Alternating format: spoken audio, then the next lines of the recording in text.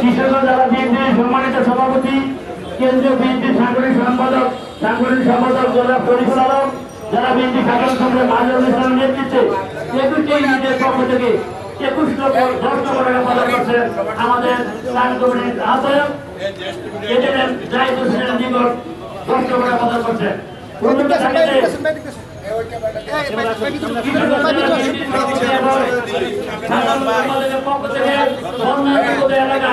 আরো 15 লক্ষ টাকা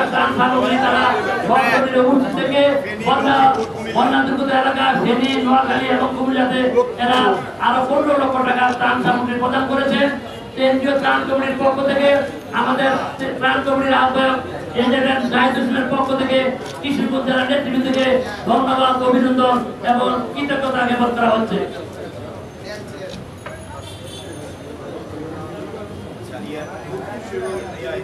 আপনার